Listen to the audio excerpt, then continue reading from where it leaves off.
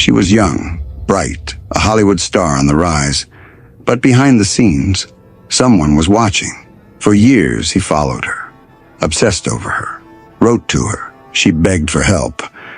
But no one took her stalker seriously. Until the day he rang her doorbell with a loaded gun. This is the story of Rebecca Schaeffer, the rising star whose murder would change U.S. law forever.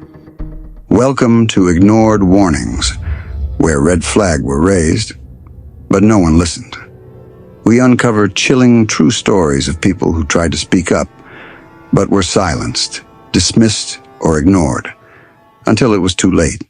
From stalkers and killers, to broken systems and missed chances. These are the tragedies that could have been prevented. No distractions, no sugarcoating, just sharp storytelling, real victims, and the lessons that still echo today. Hit subscribe, turn on the bell, and share these stories. Because the next life saved might be someone you know. The story of Rebecca Schaeffer. Rebecca Lucille Schaeffer was born in Oregon in 1967. Beautiful, talented, fiercely ambitious. She moved to LA to chase her dreams, and she made it. By 21, she was starring in the sitcom My Sister Sam, capturing hearts across America. Hollywood called her the next Audrey Hepburn. But while the cameras adored her, someone else became dangerously obsessed. His name was Robert John Bardo. Bardo had a long history of mental illness and obsessive behavior. He'd stalked celebrities before, including Madonna, and had already been turned away by security. But with Rebecca, his obsession grew darker. He sent her letters. He showed up at the studio gates.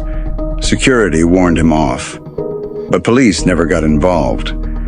Then, he hired a private investigator. That investigator got Rebecca's home address. From the DMV. Yes, there were no laws stopping someone from getting your personal information. On July 18, 1989, Bardo rang Rebecca's doorbell. She answered, expecting a script delivery. Instead, he pulled out a .357 handgun and shot her in the chest. She died within minutes. She was just 21 years old. Her entire future gone in an instant. Bardo was arrested the next day, wandering along a freeway in Arizona. He was convicted of first-degree murder and sentenced to life in prison without parole. But by then, the damage was done. Rebecca's death sent shockwaves through Hollywood and the country. How was it so easy to get her address? Why weren't stalkers taken seriously? Her case forced a reckoning. California passed its first anti-stalking law in 1990. Driver privacy protections were strengthened nationwide. Because this didn't come out of nowhere. There were so many signs, letters, gate crashing, a long history of obsession. But they were brushed off. The hard truth? Authorities often wait for violence before taking action. Rebecca's story became a warning sign for an entire generation, but at a horrifying price. Rebecca Schaeffer was more than a star. She was a daughter, a dreamer, a fighter, and she asked for help. But the world failed to listen. So here's the truth. If someone tells you they feel unsafe, believe them. If someone crosses a line, report it, document it, act fast.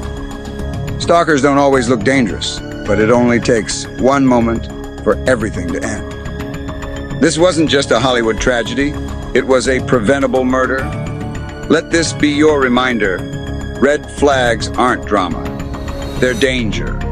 Hit subscribe for more true stories where warnings were ignored and lives were lost. Because if you don't pay attention to the signs, you might not get a second chance.